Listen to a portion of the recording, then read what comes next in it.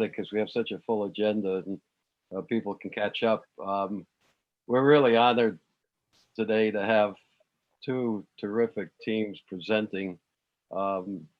First, having the First Lady of Delaware, our most distinguished presenter I think we've ever had on CTIPP CAN. So thank you for joining us, and your team from Delaware, talking about the fact that Delaware was not only the first state in the Constitution, but one of the first states to implement trauma-informed programs. And what you've done is extraordinary.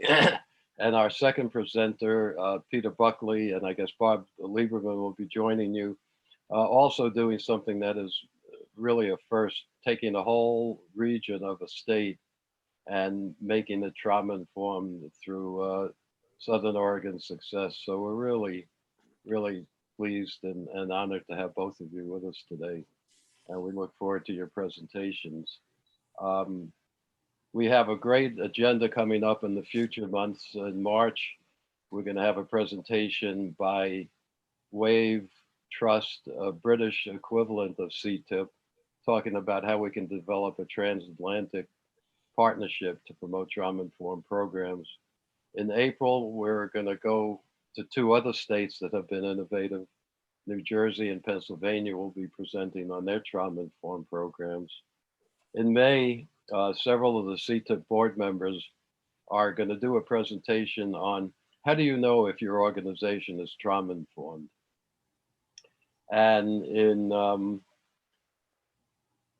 June, we're going to have a presentation on 3 trauma-informed schools, one in Hawaii, one on an Indian reservation in Arizona, and one in San Diego. Just showing how diverse the trauma-informed programs have been able to be, how many different kinds of communities they've been successful in. And then in July, we're going to have a presentation by a community organizer from Kansas who has demonstrated that trauma-informed programs can actually help people rise out of poverty, that it might be the single most important tool in helping people rise out of poverty. And we're looking forward to Rebecca Lewis presenting on that one. Before I talk about what's going on in Congress, we're going to have an advertisement. Even PBS has commercials or solicitations. So Cara Lavinger, are you on and you ready to? I am. Okay. I'm not going to say anything about an endowment or anything like that, like they do on PBS. I'm Cara Lavinger, and I'm a member of the New York City Trauma-Informed Approaches Learning Community, which is an organization that advocates for trauma-informed policy and practice from the perspective of people with lived experience. And we're doing a fundraiser. So we made t-shirts, which I will show you. Although, okay, can you see that? Mm-hmm. So it's in white and it's in black. And actually, we're selling the black t-shirts for $20, including shipping, and the white for free because they're a little less popular. But you know, everybody on this call does such incredible work that if anybody wants either shirt, black or white, for free, I would be happy, and it would be a pleasure to send it to you. My email address, if anybody wants to order one, they come in sizes small, medium, not small, no small, medium, large, extra large, 2X and 3X. And my email address is Kirabel, KIRABEL 505@gmail.com. And I'll put it in the chat room. And so please, I would love for you to have them. You know, the fundraiser part is just is technical. I would love to send, you know, all of you shirts. So if you email me, you know, the color, the size, I will. Oh my God, Dan's wearing. Dan is absolutely the best model that you could possibly ever ask for, without a doubt. Eric, can you put your information in the chat room? Sure. And this, unfortunately, I have to run to pick up my partner from a medical procedure, so I can't stay on the call. But I'm going to watch it, of course, the recording of it. But bad timing. It's unfortunate. So I have to run. But this is my my information. I don't know if my name comes up, but and I'll give my email address. Dan, do you mind, while she's doing that, doing like a quick catwalk turn for us? Strutting it, really? Very nice. That's good stuff. Yeah. Kira, we hope that everybody in your family is doing all right and that it goes well today. Thank you. It's just, yeah, he's okay. I just have to pick him up.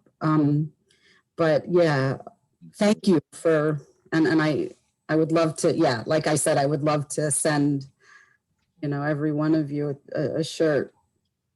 So Thank you. And for the great work Thanks. you're doing in New York. Thanks, Dan, and thank you for wearing. Oh, I'm proud to be one of the first. So let us move on, because I've got just a couple of quick pieces of information I want to share with you. Those of you who still are willing to pay attention to the news knows that President Biden is moving very quickly to a major stimulus bill. And there's going to be a lot of money, and a lot of money that potentially can be used to promote trauma-informed programs.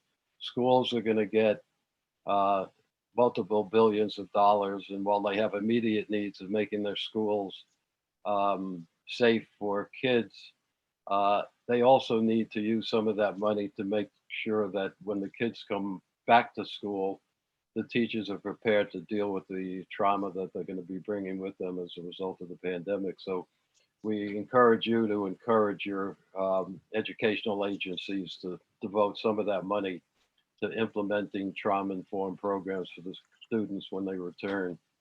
The states and local governments are also going to get a huge amount of money, hopefully. And again, we encourage you to encourage your state governments to devote some of that money to addressing the trauma that the pandemic has caused. So we've seen the articles how opioid use is increasing, domestic violence is increasing, all the things we know are underlying causes trauma. So if you want to really deal with those problems, you need to implement trauma-informed programs. So with that, I now would like to turn the microphone, or whatever we call it these days, over to the First Lady and ask you to introduce your team. And we really, again, appreciate you presenting with us today. Thanks, Dan. Thanks, everybody. I'm actually going to ask the team to introduce themselves. Hold on a sec. There we go. When I pass the microphone off to them, but my name is Tracey Quillen Carney.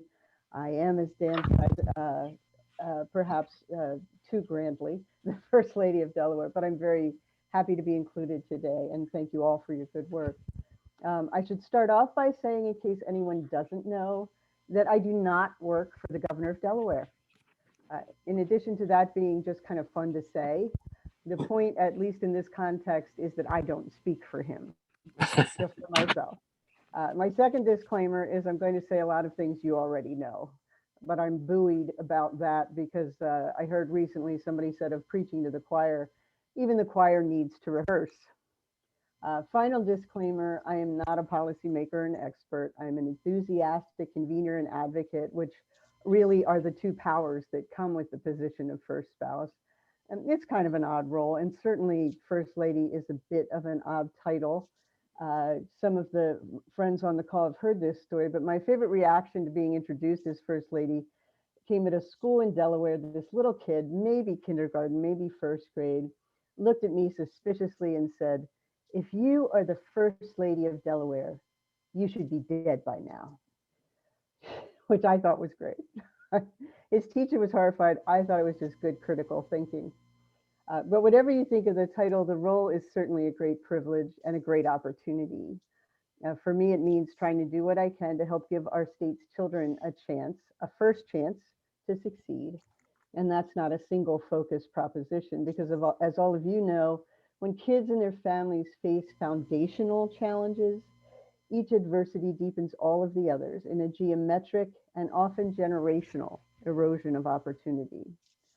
So to be effective and to be efficient, efforts to alleviate those challenges must also be interconnected and mutually reinforcing. That's the premise of our first spouse initiative called First Chance Delaware, which operates with support from Casey Family Programs and from a tremendous team of partners throughout our state, some of whom are on the call. Thank you. That need for coordination and partnership is also the reason that one of my husband John's first acts as governor was to revive the Family Services Cabinet Council, which is designed specifically to break down the silos among departments that work with children and families. Then John went on to sign Executive Order 24, which officially set the goal that Delaware would become a trauma-informed state, and also charged the Family Services Cabinet Council with leading that work from the government side. Childhood trauma was already on our First Chance agenda, and the work on trauma was at the center of the agenda of a network of advocates and practitioners called Trauma Matters Delaware, which my partners in crime today will talk about in just a bit. Childhood trauma was already on the agenda of Compassionate Connections, which was our successor to the Compassionate Schools group. But the executive order provided an important spark, along with a structure for accountability and also for recognition. We have an annual recognition, the Compassionate Champion Awards, as part of Trauma Awareness Month.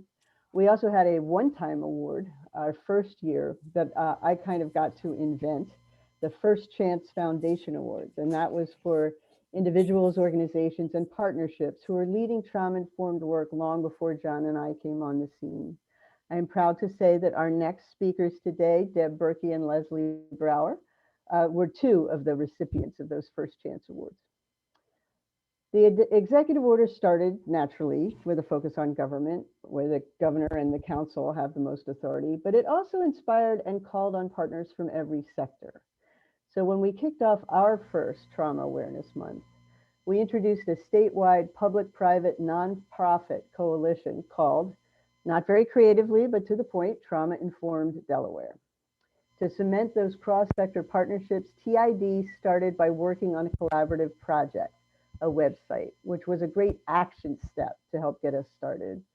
A second action step was to develop a logo, which you will see on our slides, featuring Delaware state herb, sweet goldenrod, both in its Latin name, which I'm not going to try to pronounce, and in its traditional uses. Sweet goldenrod is associated with health, healing, with making whole, with encouragement and growth. Having served its purpose of formally launching a collaborative commitment to trauma-informed approaches statewide, TID has since partnered and evolved to merge with TMD, Trauma Matters Delaware. I'll just mention one additional initiative, this one on a national level, that Dan actually helped to inspire. We are in the very early stages of reconstituting an NGA First Spouse group with a focus on trauma, resilience, and healing. We have one sign up already, Dan. Email went out yesterday. We have one sign up already, so I'm very encouraged.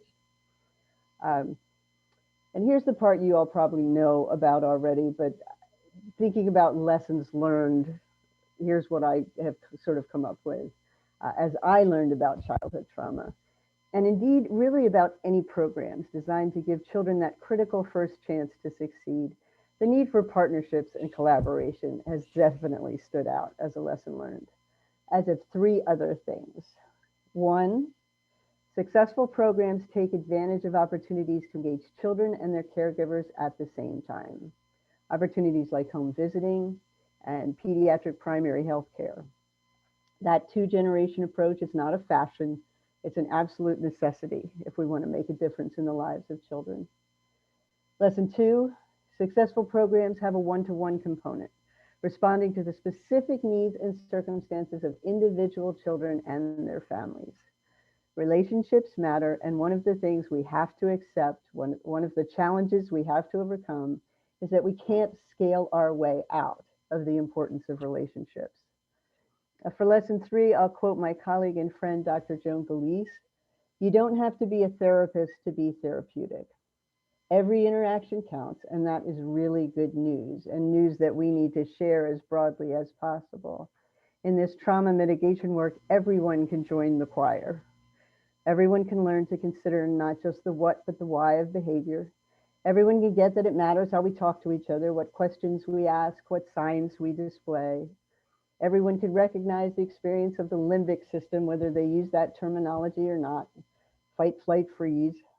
And everyone can get that it's hard to think clearly under stress when that system is firing like crazy. So we need to learn, teach, and practice strategies to pause in order to fire up our later evolution thinking brains, to reality check situations, to offer comfort to ourselves and to others. We know from research that every positive relationship provides a buffer for kids, protection against the potential long-term ill effects of adversity, all those correlations we know so well from the AACE study. And we also know that children can't compel our care. Their well-being depends on our sense of responsibility to them. Too often, children don't even know how to ask for help, or their experience has led them to ask to protect themselves in ways that seem inappropriate or unexpected. In that famous TED Talk and elsewhere, Dr. Nadine Burke-Harris talks about fight, flight, freeze as appropriate survival-based responses to encountering a bear in the woods. But for too many of our children, the bear is always right around the corner or right there in the living room.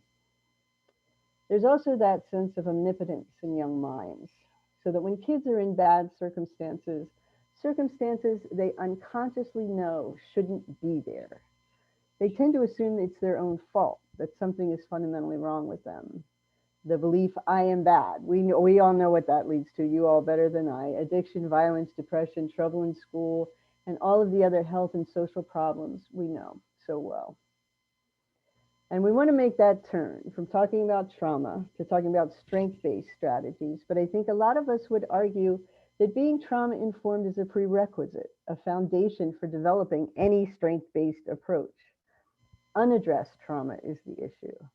Unaddressed trauma can become the organizing principle of our lives without our even knowing it.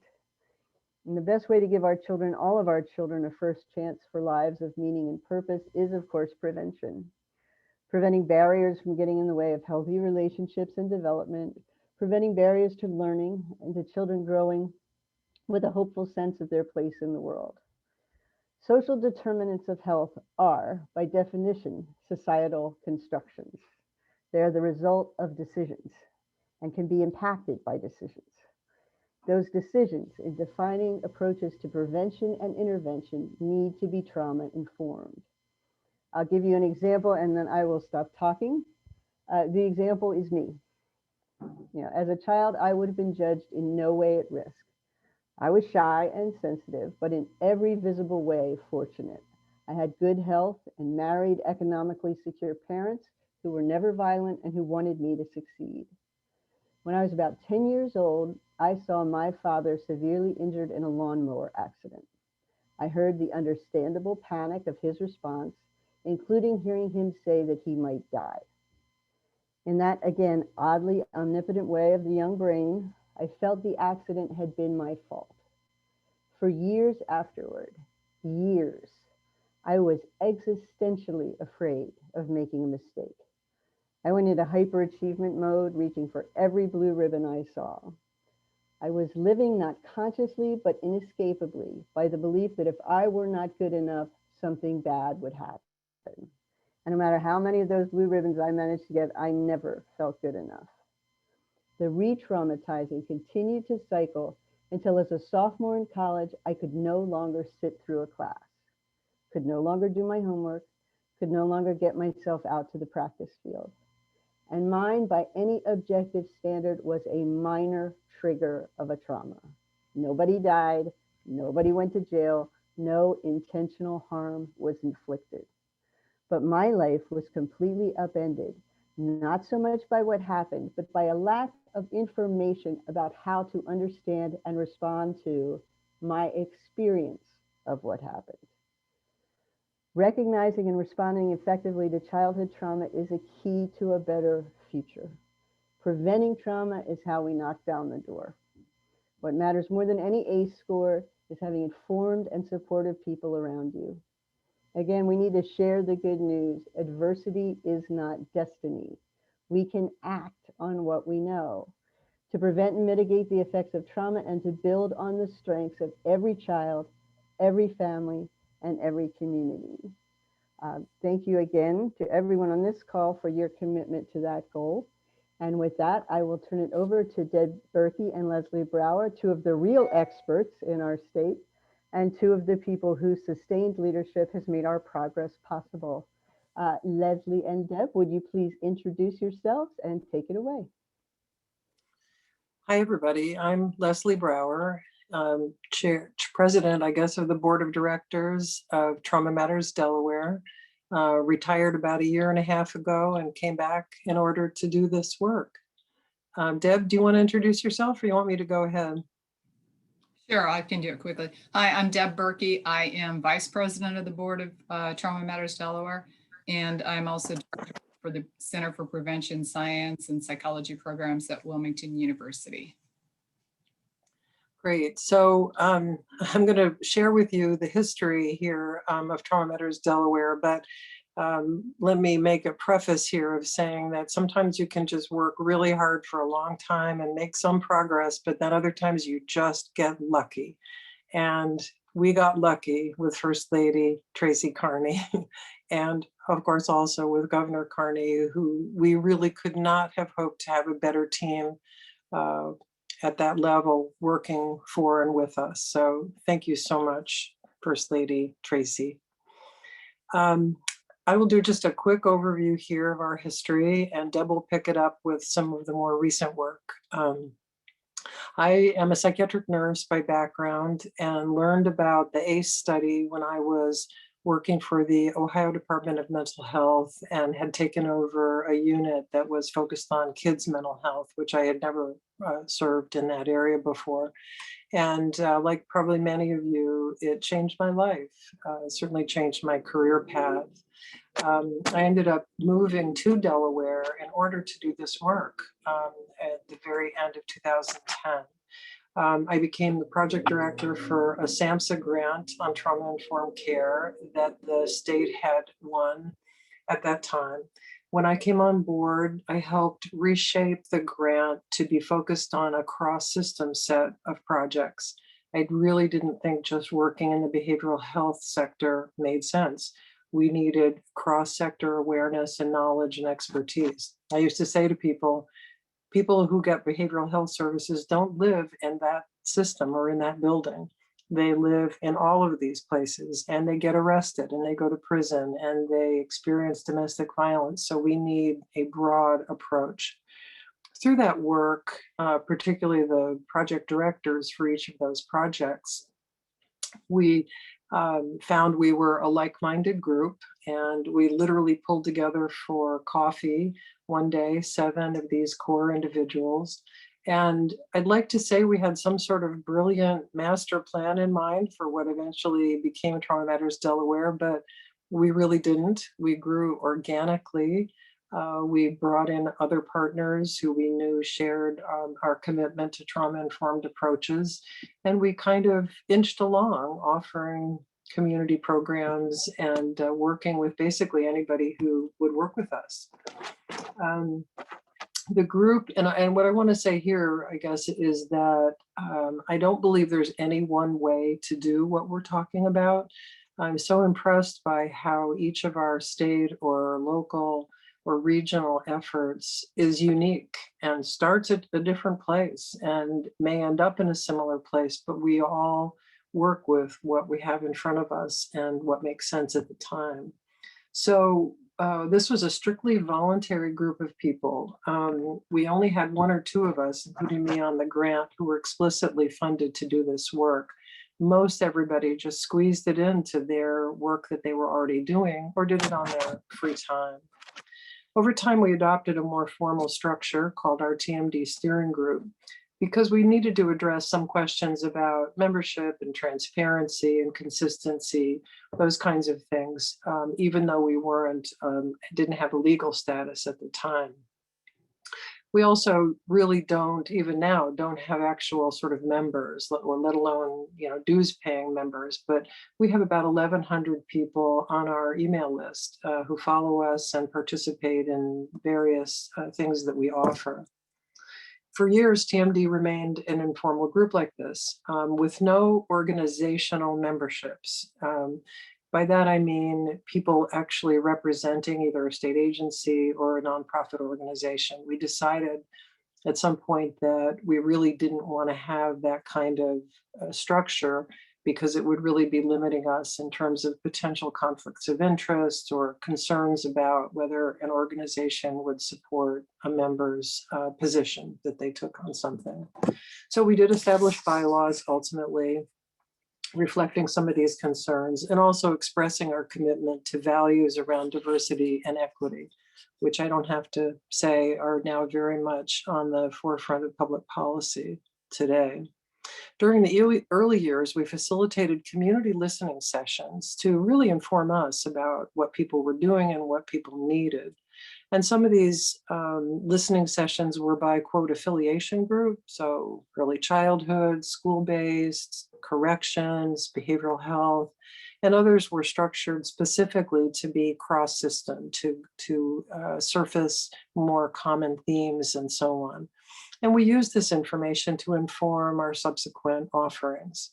We did begin offering educational programs on general topics such as trauma, ACEs, and resiliency, and sometimes on specific topics such as human trafficking or legislative advocacy. From early on, we promoted the importance of data collection, analysis, and dissemination. In particular, we advocated inclusion of the ACEs data in our state's BRFIS, but we weren't embraced in that effort. We eventually collected separate monies to fund inclusion of the Philadelphia ACE items in a public health community survey of the state. And ultimately, the ACE items were included in the state's BRFIS. We continue to promote the use of data analysis and dissemination of findings based on other surveys such as the YRBS and the National Survey of Children's Health. And I would just say as a final note here on my portion that TMD was an early participant in CTIPP's work, especially the CAN, the advocacy network. And I would just say, and I think we'll see it from other presentations and certainly from CTIPP itself, that there's really no substitute to having a point of public attention, if you will, somebody or a team or a committee that is the focus of people who can look for resources to you and so on. And so that's what Trauma Matters Delaware is now. I'm going to turn it over to Dr. Berkey, who will talk about some of the work that we're involved in more recently.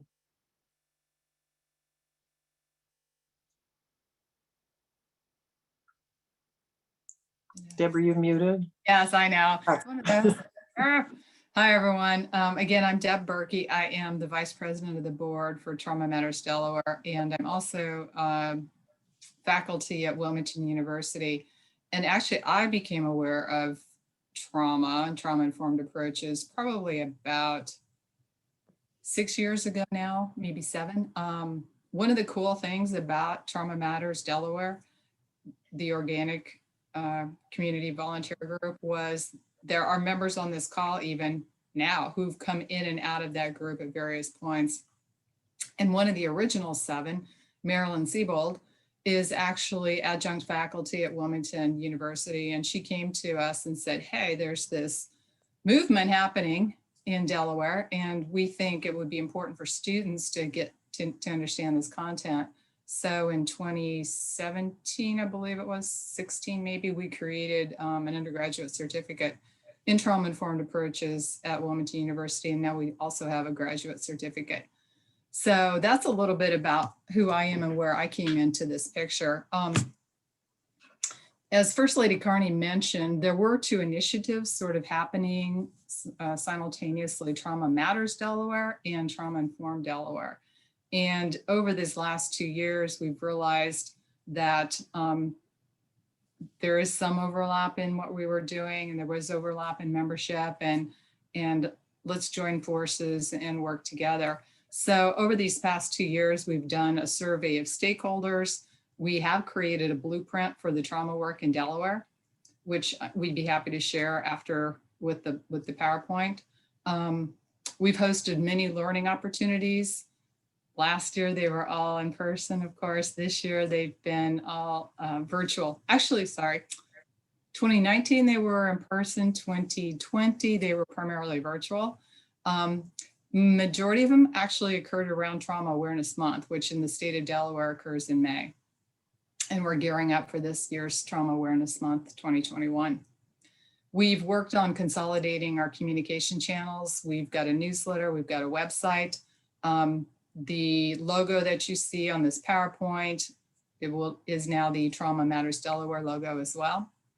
We have implemented 3 work groups that came out of this blueprint survey of our stakeholders. And they include primary, secondary, and vicarious trauma and healing, which is a work group composed primarily of individuals who are working in the front lines in social services, human services, education, many different systems. And their work has evolved, and recently they're focusing around kind of connecting together to one another. Who are the major stakeholders in this area?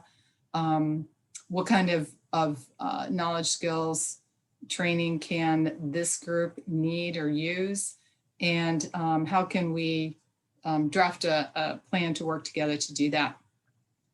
Our community healing work group is another grassroots work group that is composed of individuals who've got a heart and a passion for helping communities, whether it's a community of a block in the city of Wilmington, or it's a community of a larger neighborhood, or even the town of Newark, but helping communities develop and heal, whatever works for them. They've actually launched 2 mini grant campaigns now. We've had funding from the state of Delaware and federal funding that came through the state as well, and have been able to fund a number of kind of boots on the ground projects happening in the communities.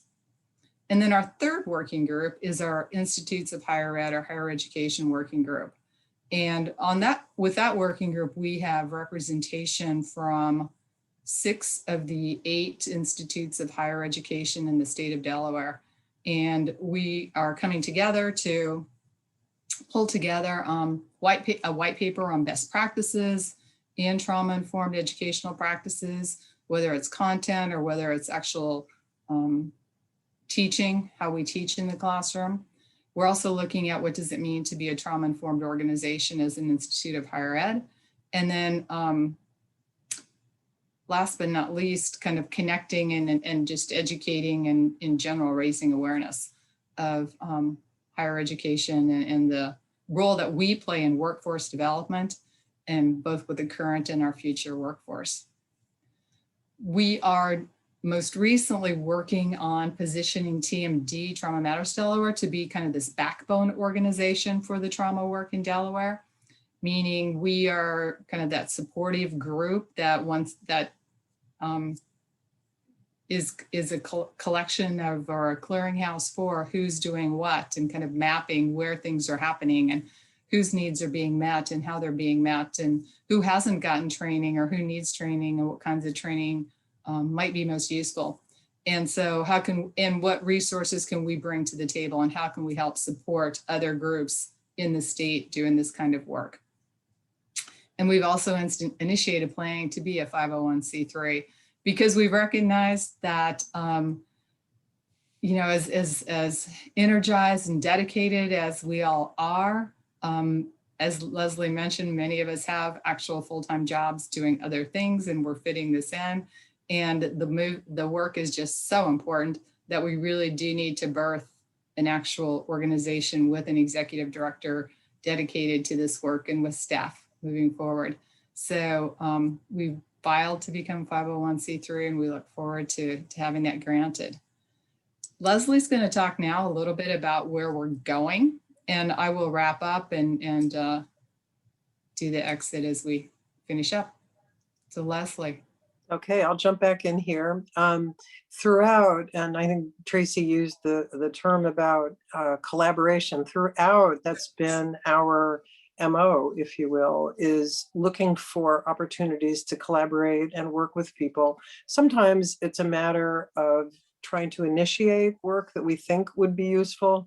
Other times it's really finding out how we can maybe help support or enhance or expand something that's already happening. I would say that if you'd like to look at it, the governor's executive order number 24, while it's primarily, while the authority for it is focused on the state agencies, the downstream effect is on and with the people that those organizations serve. So, on the one hand, the authority is simply within state agencies, but the downstream effect of that affects not only the clients they serve, but the organizations that they provide grants to or that they have contracts with, and so on. So since Executive Order 24 and then later Trauma Informed Delaware and the First Lady's work, we see these public-private partnerships coming even closer together, which is really exciting, and we think is going to really pay big dividends in these next few years in infusing this work. We are now participating in the planning for a second executive order that builds on the work that's currently in place. Of course, the pandemic interrupted a lot of what the strategic planning had started with the state agencies. And so we'll be returning to that and other work with the executive order. And then thanks to CTIPP really, promoting the idea of a national network of state legislators, we've initiated the invitation with key people in the legislature here, the General Assembly. And we have reason to think there's really a lot of interest in receiving training on trauma, several topics around trauma. And we think possibly also participating in the national network of state legislators.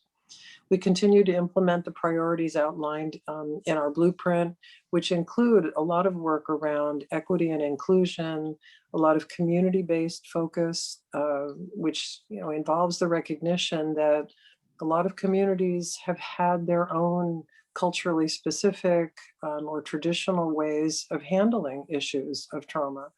Not that it's the whole picture, but recognizing that we need to have some humility going, approaching communities or responding to communities who have approached us and see what they're already doing, what works, how can we support and build on that, and what might they need for or wish to have for enhancing that.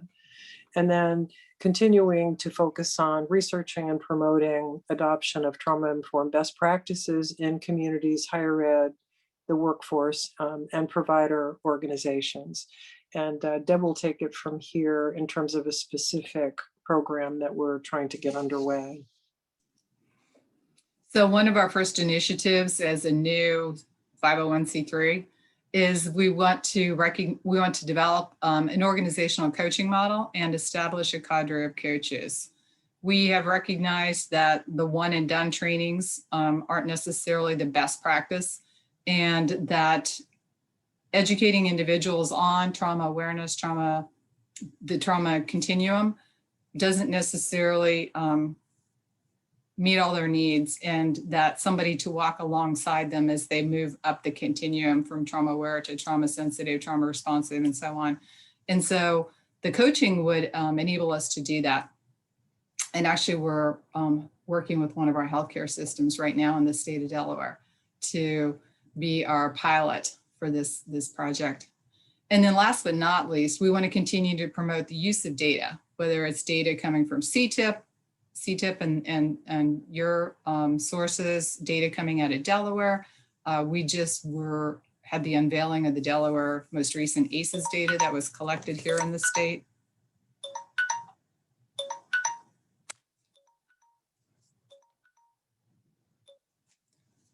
And we want to make sure that, well, whatever we do is evidence-based or evidence-informed.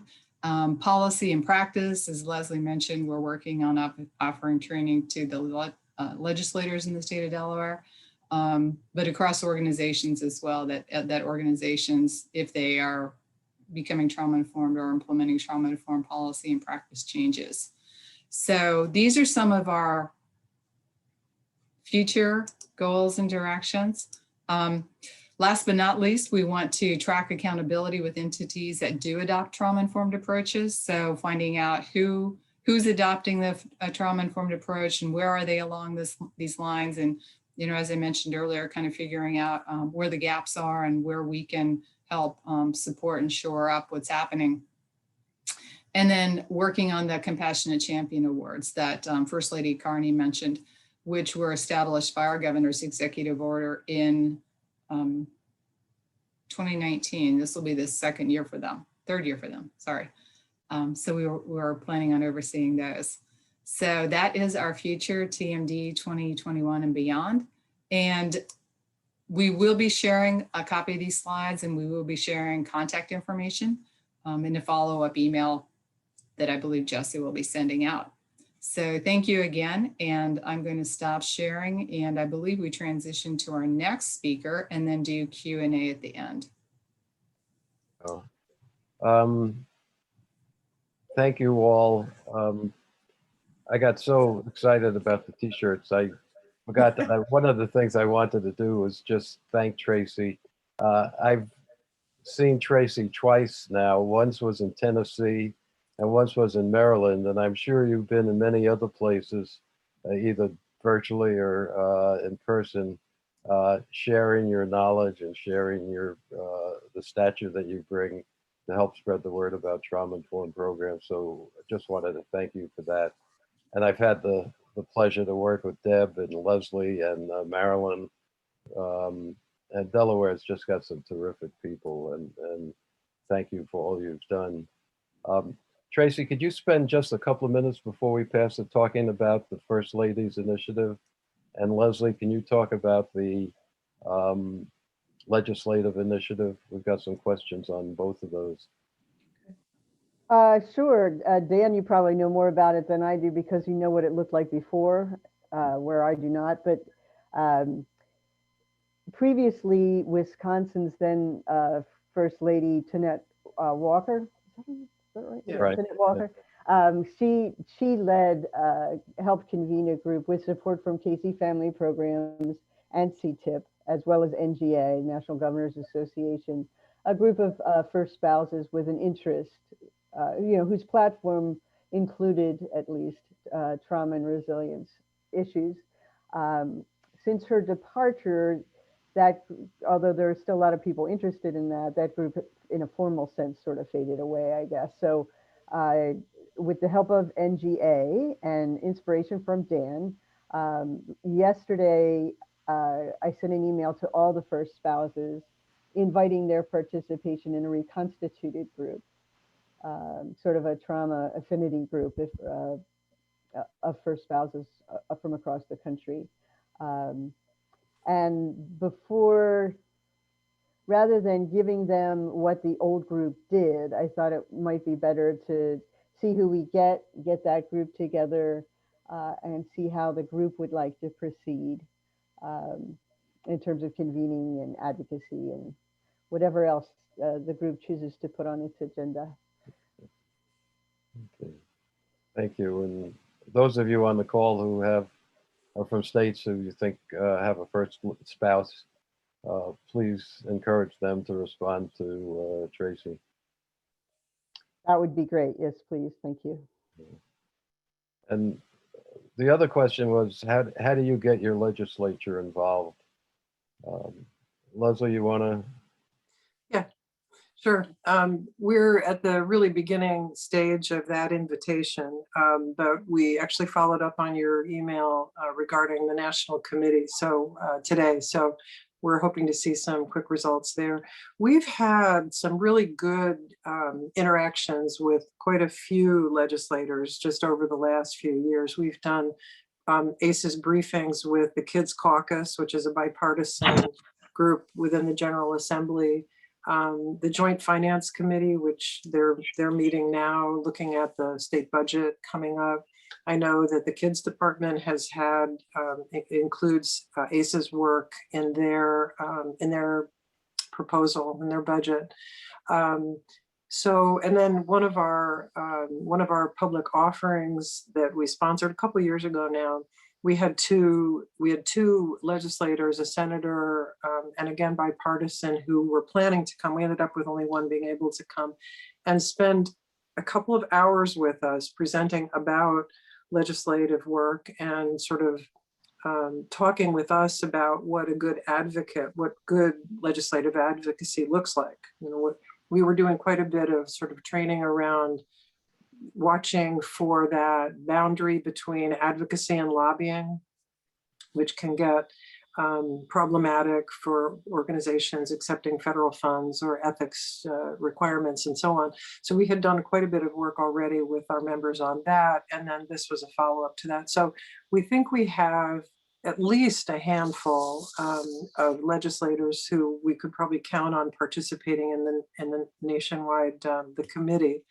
And I'm sort of guessing that maybe even more now, thanks to the problems with the pandemic and the Black Lives Matter protests and we'll call it an insurrection. So we're just at the beginning stages of that, and I'm optimistic. Thank you. The best way to have relationships with your legislature is to hire an executive director who used to be a state legislator, which is what they did in Southern Oregon Success with Peter Buckley. So that's a good entree for Peter to tell us about Southern Oregon Success and your transition from a state legislator to running a regional trauma-informed initiative. Thanks, Dan. Yeah, I actually love telling the story. I was in the Oregon House of Representatives for 12 years, and for 8 of those years, I was the House co-chair of the Joint Committee on Ways and Means. And I actually helped fund Trauma Informed Oregon, not knowing what it was when I was working on the budget. A group of folks came to me and said, this is very important. This really has to do with child development. This really has to do with impacts on families. And I said, okay, fine, let's just do it. Let's see what happens with it. Didn't really understand much about it at all. And the story I love to tell is includes my colleague, Bob Lieberman, who's with me on the call here. In my last legislative session, after I announced I wasn't running for re-election anymore, no one came to my office anymore. I mean, once you're not running for re-election, you can't do anything for people, right? So whereas I had been scheduling meetings like 10-minute meeting after 10-minute meeting after 10-minute meeting, back to back to back to back to back, nobody's coming to my office. My phone's not ringing at all. I actually called home to ask my wife, does this thing still work? So Bob Lieberman, who at the time was the executive director of Kairos, a mental health provider in our region, and Bob's always been kind of my mentor in mental health issues. When I was a legislator, he would come and talk to me about mental health issues, and he talked to me a lot about trauma and trauma-informed practices. And there was a bill, one of the last bills that we were going to work on during my last session was a pilot program to start trauma-informed practices at high schools, two pilot projects. And so Bob wandered into my office. Nobody was there. He just came and said, what are you doing? I said, I'm not doing anything. So he came to my office and said, so what's going on? I said, well, I'm reading this bill about the trauma-informed practices in high school. I thought this was about child development. I thought it was for about younger kids. And Bob does one of these, I've been telling you for over a decade what this is about. It's about all of us. So he tells me to read Bruce Perry's book, The Boy Who Was Raised as a Dog. So I got the book and I read it, and it totally changed the way I saw things, totally knocked me for a loop. And at the time, I'm gonna grab the screen here and go to our slides. At the time, I was making a transition to being hired by Southern Oregon Success, which is a collaboration. It's a collective impact initiative for Southern Oregon. See if I can find the slides here and get them to present.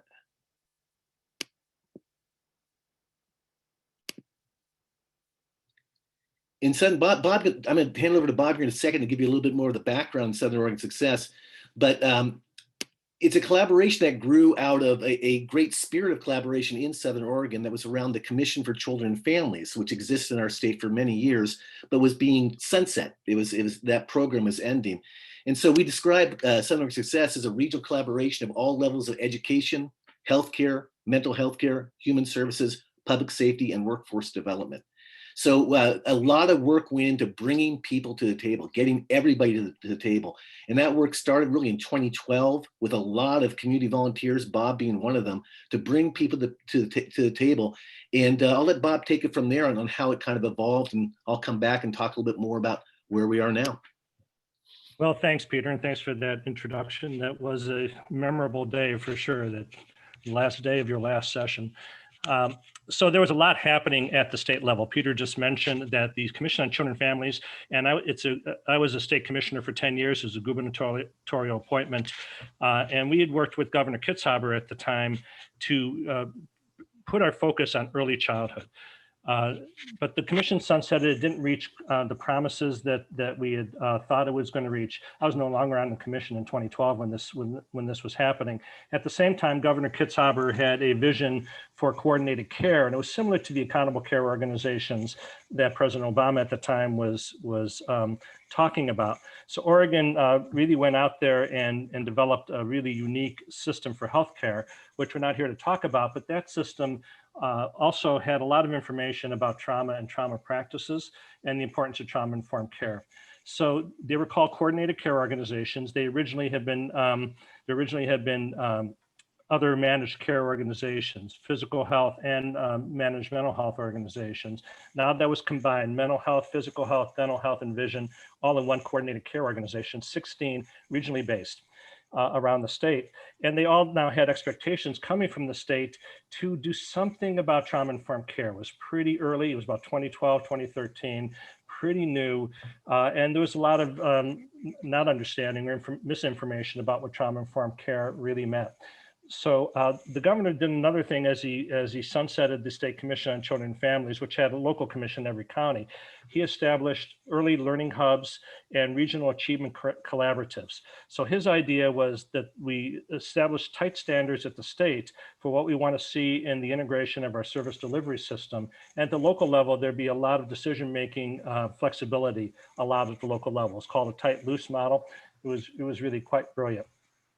So we had a bunch of people beginning to get together. There are several agencies, actually, my agency was one of them at the time, that contributed $5,000 to keep the former staff from the local Commission on Children and Families in Jackson County, one of the 2 counties in Southern Oregon, Rogue Valley, to keep her in place. So we had a funding collaborative to keep hired staff in place for a while.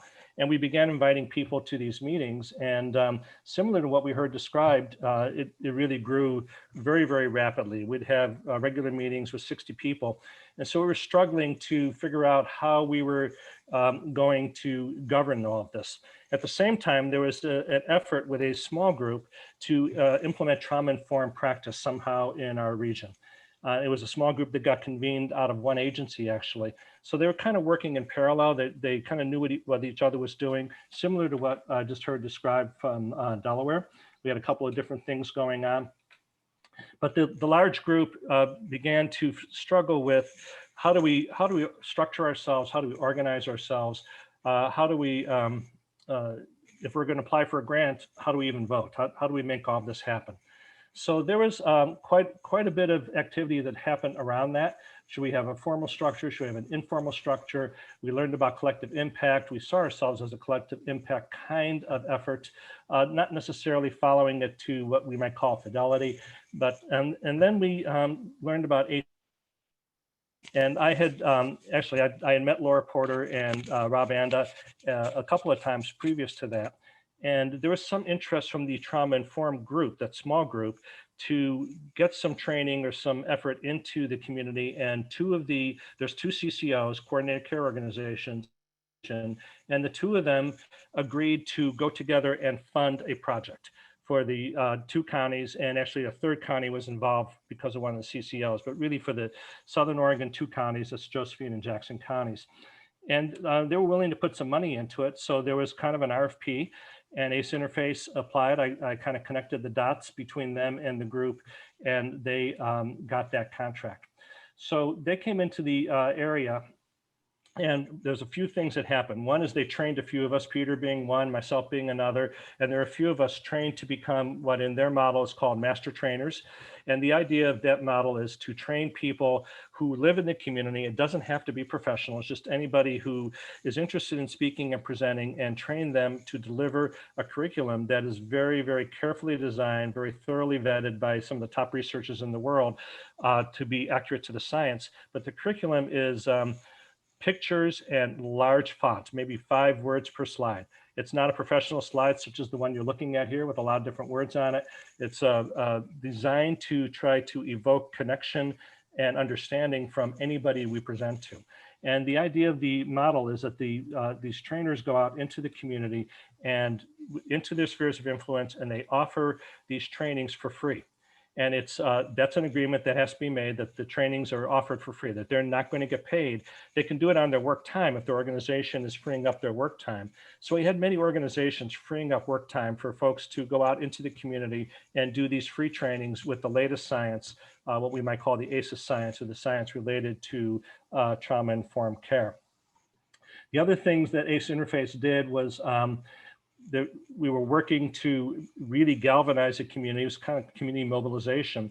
And so there was an event that we put together called Next Now. It was a 2-day event. We did it in a church, in a large church with about 450 people came.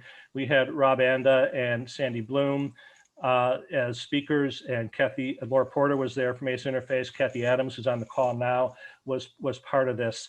And we did a combination of presentation of aspects of understanding ACEs, understanding the impact of overwhelming stress and trauma on our lives, and also then breakout groups that were divided up by zip code.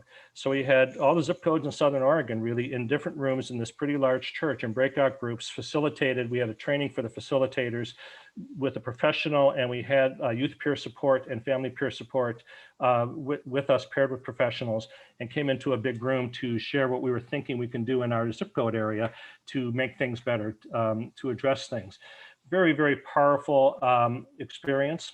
There was a key informants report that they did, and that moved into key leaders meetings, where the original group that had gotten together now was called the key leaders, and came together 2, 3, 4 times a year for a combination of training presentations and just dialogue about what we wanted to move forward and what we wanted to do. We still weren't clear on our structure. And then along about that time, we decided we needed to hire staff. We did get some grant funding for staff, and lo and behold, Peter Buckley applied. And it's just been amazing. It's an amazing addition to the team to have Peter come in. So, and actually lead the team, not just come in, but lead the team actively over the last few years. So the AACE, go ahead. Well, I was just going to talk about the neurobiology, epigenetics, ACEs, and resilience, the curriculum from AACE Interface, which is just an incredible curriculum. And like Bob said, a team of us trained in it. We now have anywhere from 10 to 12 volunteers that do the training. And since 2016, we've done over 400 sessions with the NEAR curriculum to over 14,000 people in the region. And we developed a follow-up workshop on self-regulation resilience, and we've done that for over 1,000 people in the last few years. And I can't emphasize enough what this has meant to our region, having that curriculum out to people.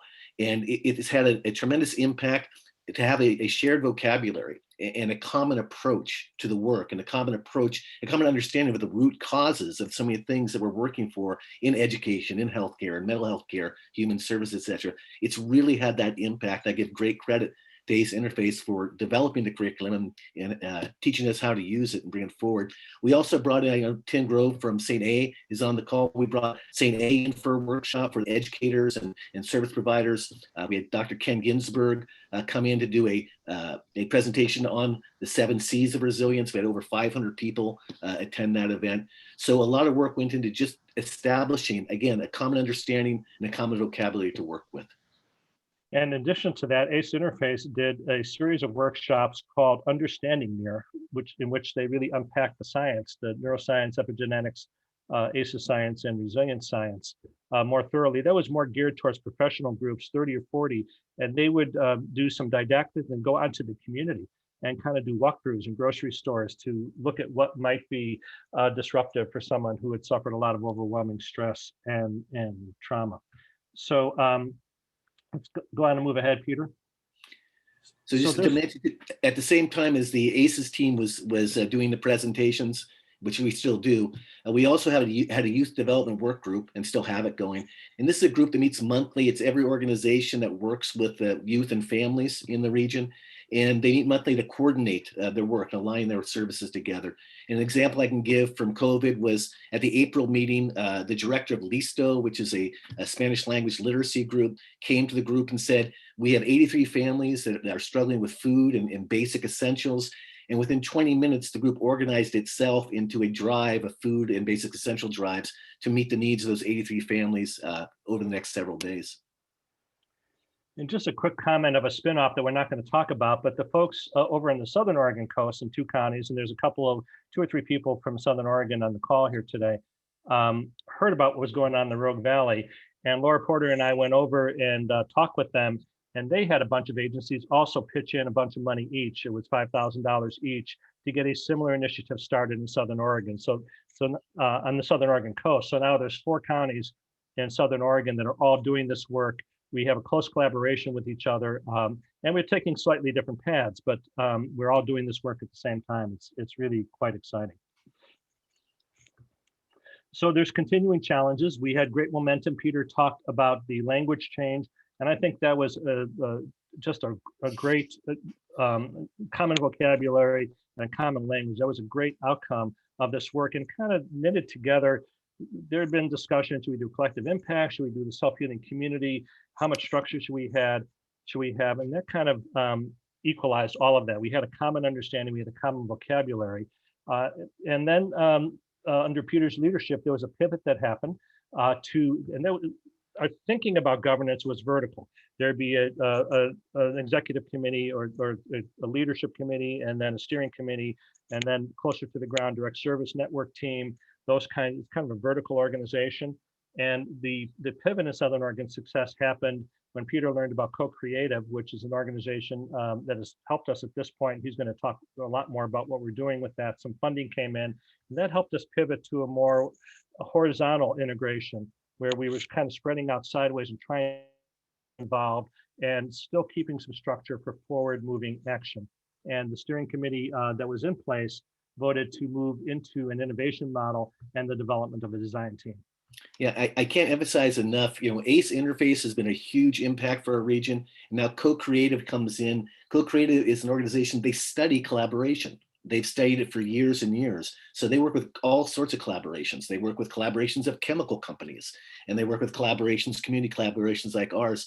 And the tools of collaboration that they teach are really based on the idea that networks like ours they're people who participate if they feel the work is meaningful. So it's not about what the governance structure is. It's about, is the work meaningful? Are you getting things done? So their process that they use has allowed us to kind of evolve into what they call an innovation network.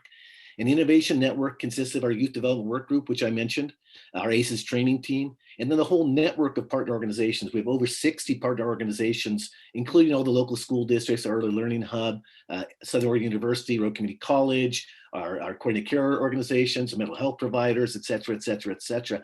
And that network of partners comes together 2 or 3 times a year. We have the design team that Bob mentioned, which I'll talk about in just a minute. And then these are the work groups that kind of evolved out of the innovation network process. And I'll go through each one of these work groups here, just kind of explain how they function. So the design team, under the innovation network model, we're moving from a kind of governance, top-down governance structure to basically a small, kind of more flexible design team. And it's 5 community leaders who have great credibility in the community, including John King, who's on this call. Many of you heard from him last month in terms of Southern Oregon University's work. And the design team is charged with the network to develop a goal, to draft a time-bound, ambitious goal for the entire network, and to send it out for feedback to see what the organizations in the community think about it. So the design team designed a goal based on all that we learned from the ACEs and resilience work and our workings together. We interviewed 44 people from all walks of life to get feedback on the proposed goal. And then the full network convened last June through 3 long Zoom meetings, but they were really good meetings, really good working meetings to adjust the goal and adopt it as a network, and to define the critical shifts that have to happen for us to meet those goals. And once we define those critical shifts, each one of those shifts led to the establishment of a work group to actually help make that shift happen. So the goal that we came up with is right in the center of this slide. By 2025, all parents and caregivers in Jackson and Josephine counties will have the knowledge, skills, connections, and support needed for all of their children to enter kindergarten ready to thrive. So great discussions about this. What does it mean to thrive? But be able to focus this goal and give us something that we can all work towards, and to develop these different work groups to help move towards that goals has given us a great focus. As a kind of side, it aligns directly with the work done by the Early Learning Division in the state of Oregon with their Raise Up Oregon plan, which is a trauma-informed plan for child development, really from preconception through 6 years old or so. So it's a great plan from the state, Raise Up Oregon, and our plan aligns with it perfectly. So we have our Early Learning Hub as a really strong partner in this work as well. So to go into the work groups briefly, we have a preschool K-12 alignment work group, which is planned for 2 summits each year to bring together early childhood educators, kindergarten teachers, elementary school administrators, and families together to talk about what is kindergarten readiness. Do we all agree on what it is? We did a recent survey of over 100 folks in early childhood, kindergarten, and family members, and it came back amazingly solid with a common belief that readiness is social emotional readiness. That's what the group feels very strongly. So we're going to bring the group for 2 summits, one just to kind of plan the longer summit in August. And the summit in August, we're hoping to have kindergarten teachers there who will meet the families or the preschool educators and families, et cetera, and really work on aligning what preschool is and that transition into kindergarten. A second work group is our human-centered equitable services work group. And this group has set a goal of having a school-based health and resource center in every school in Jackson and Josephine counties. So our 3 federally qualified health centers are committed to this goal. Our 2 coordinated care organizations are committed to this goal. We've got great working relationships with our school districts. And the idea is that to be access for all members of the community. Even if you don't have a child attending the school, if your 3-year-old has an earache, you can walk down to your elementary school and you can get care for your child at the school-based clinic. You can also navigate into services through a referral system that's being set up. And just some information, the reason the group is so solid on this is the data shows that school-based health centers improve attendance, they improve health outcomes, they improve educational outcomes. And again, they can be that connecting point for helping students and families access services throughout the community. It's an equity issue as well, because it's very clear that people that live in poverty access healthcare at a much, much lower rate than people who are not in poverty. And the school-based health centers provide a really simple, easy way to access care. Our Family Capacity for Resilience work group, which Bob is a member of, is developing the Family Advisory Council. And our goal is to have 7 to 10 diverse family members working as partners with 7 to 10 folks who work with organizations that serve families and understand child development, and have that group be an advocacy group that can advise healthcare, education, local government, et cetera, on issues that impact families in our region. Another work group that John King is on is our Early Childhood Services work group. And this is focusing on social connection. How do we increase social connection in our region? So we're working with our Parent Education Hub and other partners to increase the number of parent caregiver peer support groups. We had a major fire here in September. Hundreds of people lost their homes, many of them Spanish-speaking residents of mobile home parks. And so we used the group to develop 2 peer support groups, Spanish-speaking support groups, or victims of the fire. But our goal is to have an ongoing network of offerings, both in parent education and peer support groups that people can be referred to, or they can explore just out of their own curiosity. But a pediatrician, for instance, could say, yes, I know exactly where you can go for parent education, or I know exactly where you can go for a mom's group, etc. And we're also going to develop a pilot project with the Family Independence Initiative, which is a national initiative, but we're going to start with 20 families in Jackson County, 20 families in Josephine County. And the initiative organizes families into teams, helps the families set goals. They leverage resources to help each other meet their goals. And there's a small financial investment in each family to help meet goals as well. And if you don't know about the Family Independence Initiative, they have a very good track record of helping families move out of poverty and succeed in reaching the goals that they set. We also have a work group that meets on a regular basis with our Southern Oregon legislators. We try to find bipartisan cross-sector agenda items that all legislators can agree on. And I do have to say that trauma-informed practices do go well with a bipartisan approach. In fact, when I left the legislature in 2017, one of my former colleagues, a Republican from up north, went into the same work that I'm doing now. He started a trauma-informed work up north as well. So trauma-informed practices do go, I think, well across the two parties. So ongoing, we have monthly meetings of our design team and all our work groups. We have a monthly open AACES training session that's open to anyone in the community. And we still do our AACES training team sessions with any organization, any school, any community group that wants the near training. We take it to them for at no cost to the groups. We're doing a lot of Zoom meetings, obviously, now. And we have our follow-up workshop in self-regulation and resilience. Bob has recently been working with our colleague Todd Bloomquist for local school districts to really go into the neurobiology of what's happening now, as not only the recovery from the fire, but as people move through the pandemic, what's happening to them, what's happening to their colleagues, what's happening to the kids that are coming back to school now. So that work has been very meaningful. And as I mentioned, our full network meets every 3 to 4 months.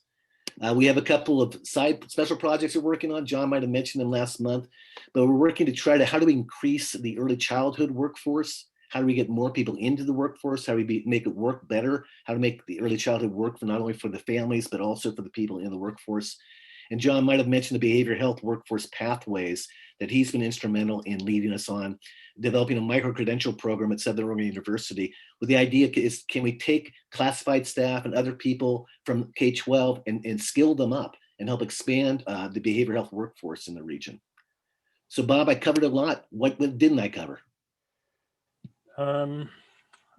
Boy, you did cover the waterfront pretty well, Peter. I'm sure there's a lot of details, but I'm wondering, there was a question earlier that you alluded to. It was a little bit more specific.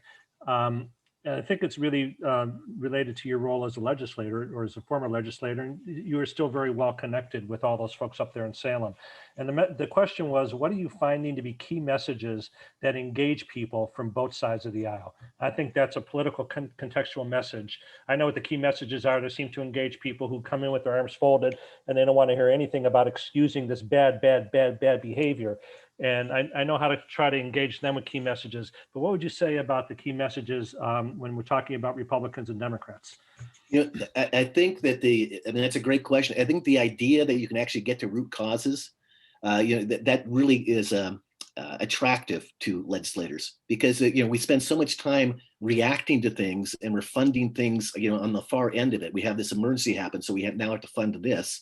But if you can convince them that there actually is a way to go upstream in ways that actually can address issues before they start to get larger, and you start to show the data, I can mention the data from Phoenix High School in our region. They started working with trauma-informed practices 5 years ago, and the graduation rate last June was 92.4%. And they've closed the achievement gap. Their graduation rate for Latinx students is 94.4%. So we can show folks this is how it works, and these are the outcomes you can get, and it can be very attractive to them. And just a couple things about Oregon state government right now. I do serve on the Early Learning Council, and the Early Learning Council has been set up by Governor Brown to include the Department of Education, Department of Human Services, Oregon Health Authority, and the Community Housing Authority as well. And each one of those agency directors is trauma informed, and each one of them speaks with the same language. So in state government, we're starting to get a coordinated trauma-informed approach. I mentioned Raise Up Oregon, but each one of these agencies is now trauma-informed and they're working in that direction. So again, it would emphasize with legislators, we can help you get better outcomes for less money. That really is attractive for folks. And that was attractive. Someone asked about the funding. That was an attractive prospect for the CCOs, which the coordinated care organizations, which do have some flexibility in how they spend the dollars. They have a lot of requirements, is Medicaid dollars and commercial dollars as well, but they do have some flexibility, and so they can look downstream and see that if we prevent adverse childhood experiences, there's going to be less healthcare costs downstream. That's been a big attraction. And I also want to comment, piggybacking on what you said, Peter, that in the state of Oregon, I don't know if the agencies, we can actually say they are trauma informed, but they definitely want to be trauma informed. Health Authority and the Mental Health Division, part of the Oregon Health Authority, major state agencies all have policies that basically say, we expect you to implement trauma informed care. And sometimes you get a little bit specific about what that means. There's work to redo that trauma-informed policy, which really came out of the state in about 2007 on the mental health side, the initial trauma-informed care policy. But all the various agencies in the state are all saying, yes, this is really, really important. And I would say that's because of initiatives like Southern Oregon Success, presence of people like Peter up in our state capital, Salem, but there's also been other initiatives around the state. There was one up in the Columbia Gorge. There's been various initiatives around the state that have been focused on how do we develop trauma-informed practices in our community, and how do we move the dial on this really, really critical problem. So Bob, I had questions in the chat too about, how we're measuring effectiveness. And I mentioned some of them, we're tracking high school graduation rates. We're tracking rates of abuse and neglect in children. We're tracking childhood poverty as an indicator as well. But some of the measurements we're taking too are out of the Strengthening Families framework. So the protective factors in the Strengthening Families framework are things like parental resilience, which can be measured by, are we decreasing child abuse and neglect? Is there more parental resilience? Social connections, are we getting more people participating in parent education classes and peer support groups? So we're taking the Strengthening Families framework as a way to measure whether we're having an impact and whether we're moving in the right direction. Peter, would you mind sharing there was a further question about getting some specific data points sent out. Would you mind sharing that with me along with the slides? And I'm happy to send that out to folks afterward. Sure. Sure. Just as much data as you have. Good point to note, if anybody is not on the CTIPP CAN email list or isn't sure if they are, which if you signed up for the campaign, that doesn't necessarily mean you're on the CTIPP CAN email list. Feel free to message me your email address, or you can email me at jesse@traumacampaign.org, and I'll be happy to add you so that you get all the follow-up information. This has been really, really great. We have, as you have been mentioning, a number of questions coming through the chat from both presentations. So if you guys don't mind, I may just go through, sort of go one presentation after the other and start asking and communicating some of the questions that came through. So one participant, Erica Davis, for our Trauma Matters Delaware folks, asked how her organization, which is the Ronald McDonald House of Delaware, can get connected with the organizations in Delaware. Yeah, we're going to be sending you, Jesse, an email.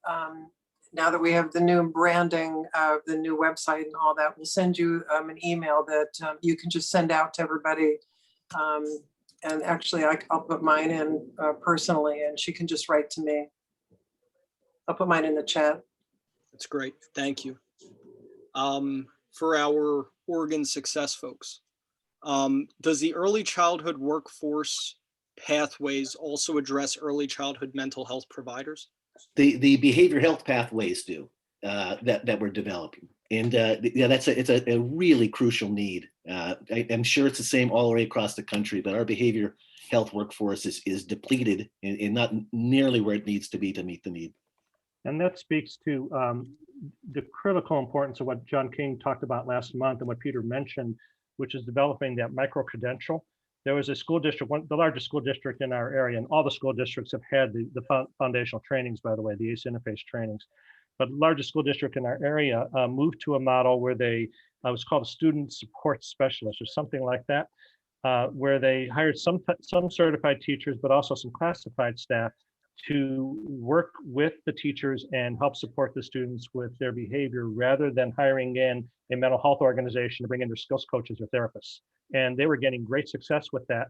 I'm not sure to the degree to which Southern Oregon University was at the same time aware of that, but great minds think alike. And that micro-credential it's a great idea, because we can use that level of staff people to intervene, to use some basic approaches that help students regulate themselves, help us regulate ourselves, co-regulate with the students, and really bring down the number of incidents in the schools without having to train and license mental health professionals. Not that we don't need those trained licensed people, we do, but this is another level of staff that is so critical that can be spread out in school and make a big difference. And now Coos Bay School District over in the South Coast is doing something similar with their, they call them the check-in, check-out staff.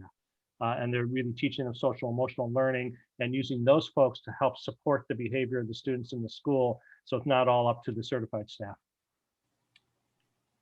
Really great. Great Thanks, idea. Bob. Yeah, thanks for that. Tracy, not to put you on the spot here, but we did have one request for you to please repeat, and this is coming from a while ago, the description about what matters being how one responds to their experiences with trauma. They said that you said it so beautifully and succinctly. Well, I wonder what I said that was beautiful and succinct. I am a recovering speechwriter, so I do write things down, and I actually can go back and look. But I think, you know, the crux of it was that in my case, and I think in many cases, it was not so much what happened as a lack of information about how to respond to my experience of what happened. So I think that is approximately what I said, but I could go back and find the real eloquent, succinct statement that I apparently made, and I'll put that in the chat as well. That'd be great. This is also being recorded as a reminder. It's put on our YouTube channel, so not too much pressure there. But I think that it's also helpful from an advocacy perspective to recognize that you can say something in multiple different ways and still have the same impact. So I appreciate you restating that. Peter and Bob, there was a question about if you would be able to say more about whether you're doing comprehensive evaluation to show changes, which I think you've touched on, but if you could expand upon that a little bit, that would be great. I'm a one-person staff, and so I'm tracking kind of major things. We have different organizations. Organization used to be called now it's called Our Children Oregon now. They every year they send out county level data on abuse and neglect, childhood poverty, food insecurity, etc. So we're using those data points to see if we're making an impact on improving children and families' lives. So that's about as comprehensive as I can get as a one-person staff. And we're collecting anecdotal information too. Just as an example, Jackson County Juvenile Justice or Community Justice, they used to have a practice where if your sentence was up at the county jail, you walked out the door whatever time that was. If it's 2 in the morning, it's 2 in the morning. They release people in the middle of the night. After getting the training and after working with us for a little bit, they changed their practices where now they release people at 8 in the morning. It's a safer time to people be released. And they give people an option. Do you want to come to the resource center? So they've set up a resource center in their offices downtown. So you get a van drive over to the resource center, and the resource center has food. It has Access, which is a community action network agency here that can help with housing. And they have an employment counselor as well. And they've worked with fast food restaurants and hotels to find people that will give people who have a criminal record a chance to get back to work. So that's kind of an example of things where we're tracking the stories, and we're also tracking the major factors that show progress for children and families. Go ahead, Bob. Sorry. to respond to Yeah. Deb's question and the other questions as well. Our tracking is not at the individual person level. So pretty much, and Peter, correct me if this has changed, we had a metrics committee that was meeting for a while, and John brought some folks from Southern Oregon University into that effort. But pretty much we're using open source public information to see, are we moving the dial in terms of what we might get from the Berkes, what we might get from other open sources of information, rather than tracking at the individual client level or even at the individual program level, because we don't have the resources to do that. Peter's a staff of one, and he does an amazing job. But also we would then hope that the provider agencies who are supporting those individuals might have more client level data and program level data, where we're looking at community level data with open source, which reduces the cost a little bit in terms of putting all that data together. Thanks for that, Bob. I have two more questions, but before I get to those, Dan asked if he could pop in with a question of his own. So Dan, I turn it over to you. I'm sure that it's a, oh, There we go. For the folks in Delaware, what's the relationship between Trauma Matters Delaware and the state government? Is there a parallel entity in the state government that's promoting trauma that you work with? That's a good question. The executive order came at a time when I believe the State Department of Human Resources was getting reformulated.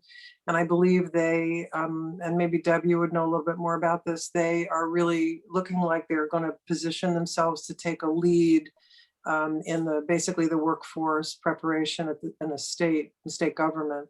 But there is no specific entity in state government. We are being supported now administratively, I guess you'd say, and sort of policy support by a nonprofit called Social Contract, whose work is all about collective impact. And because we don't have a budget, we don't have any funding, we're working on seeking grant funding. So Social Contract really now almost operates sort of as an executive director and staff. Deb, did you want to add anything to that? Or Tracy? I would just say there have been some new offices created within departments, like within the Department of Education. There's now, I can't remember Terry Lawler's exact title, but it is focused on the work in the schools around trauma. And there are similar people have similar responsibilities in other departments. That Family Services Cabinet Council does, because they are executing the executive order on the government side, they have some parallels to the Trauma Matters Delaware work, but that's obviously not their only charge. So I think it's some of the new offices within departments and designated people who have taken on that leadership role, but not an exact parallel organization. Thank you. There's another question about, are any organizations doing routine trauma screening? I'm not sure if any are doing routine trauma screening, Peter, but I do have a comment about that, which is part of what we've been teaching when asked for all of the trainers that we have. And we have about maybe 12 or 13 folks available to do some of these trainings, these basic trainings on the basic AACE Interface curriculum and the follow-up curriculum that we developed, which is called Self-Regulation and Resilience. We basically discourage using the AACE survey as a screening tool. It's got a lot of issues as a screening tool, and Dr. Anda has just written an article about the limitations of using the AACE survey as a screening tool. I'm not sure if organizations though have implemented more sophisticated trauma screening protocols. Peter, do you know whether or not any of the mental health organizations have, or any of the others have implemented those? No, I don't believe they have yet. I don't think so. We do have, some of our clinics are using a social determinants of health assessment screener. It's very simple, but nothing on the ACEs screening that I know of. Yeah, Bob, thanks for adding that. There was, the recent JAMA article, if anybody looks it up, goes into pretty good depth about the dangers of using the ACEs study as an individual diagnostic tool. We certainly do not promote that. One of our major employers, Asante, is using a resilience screener for their employees. So they screen for resilience factors in people's lives. That's awesome. I haven't heard of that, but I'll definitely look into that more. For our, and just to say, Leslie, I don't, that's not how I necessarily read the question, but I do think that it's an important point, as it's sort of a point of controversy right now. Yeah, I'm fully aware of that. Yeah.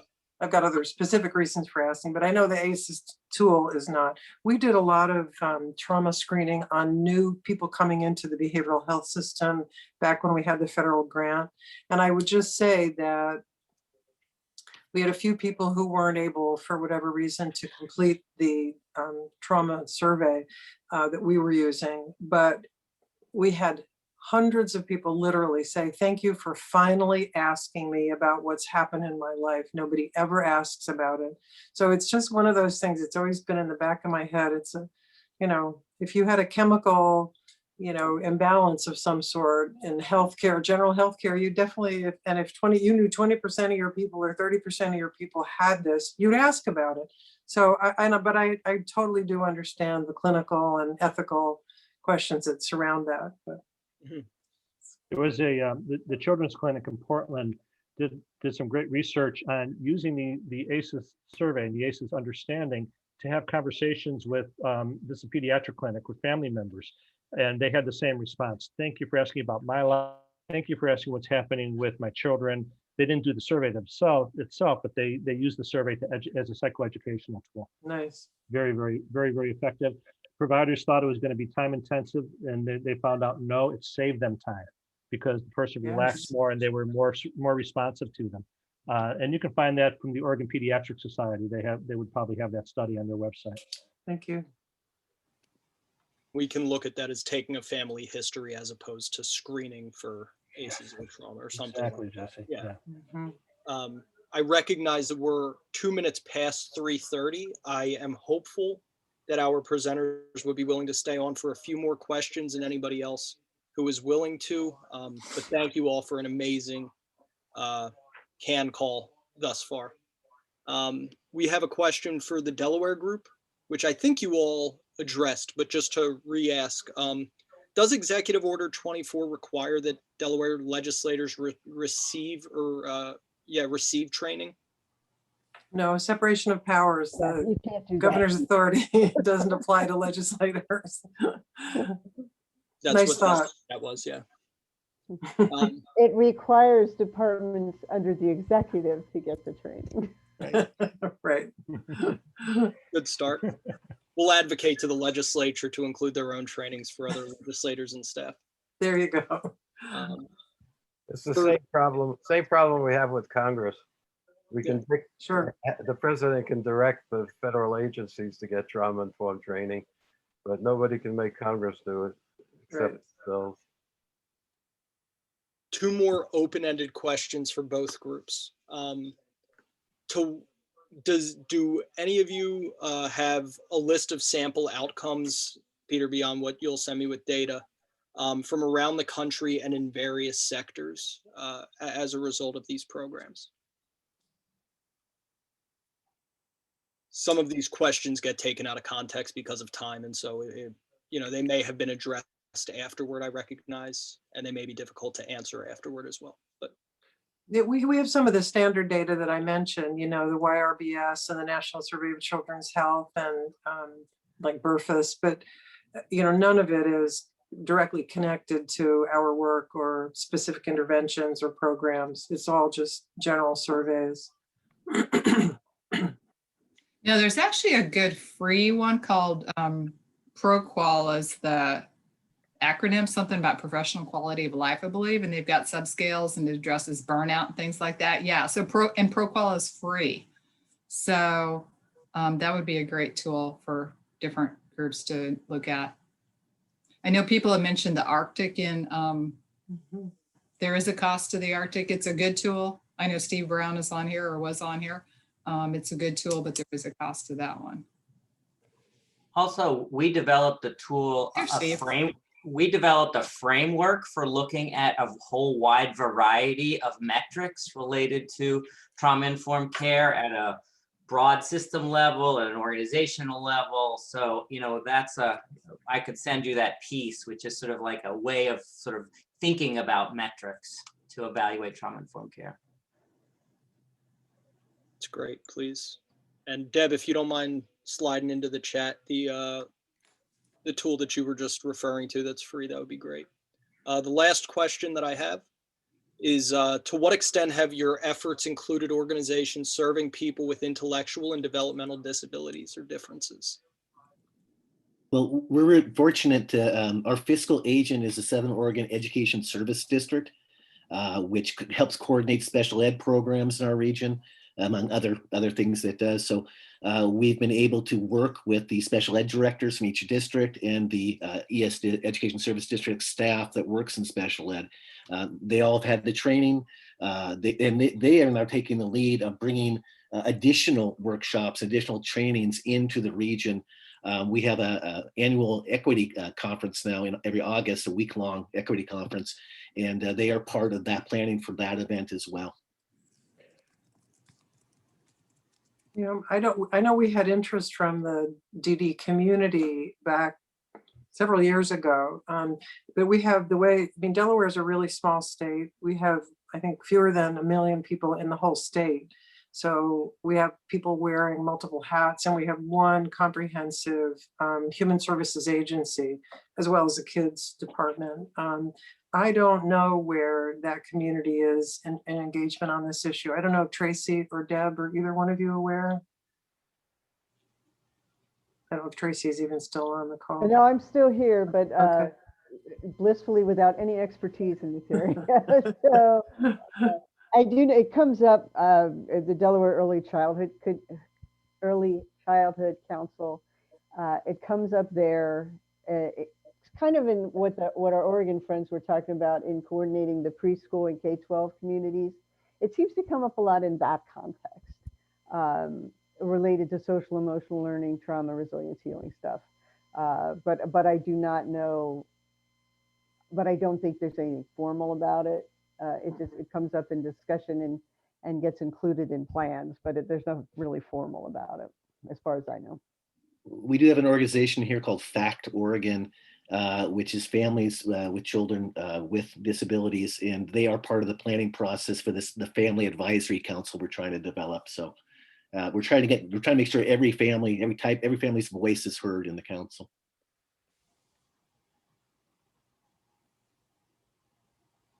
It's great. Thank you all.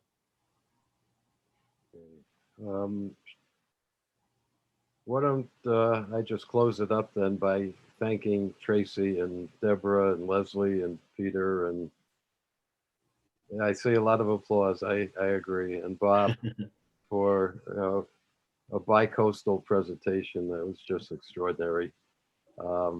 And thank you all for being willing to share what you've accomplished with everyone else. It's so important and so appreciated.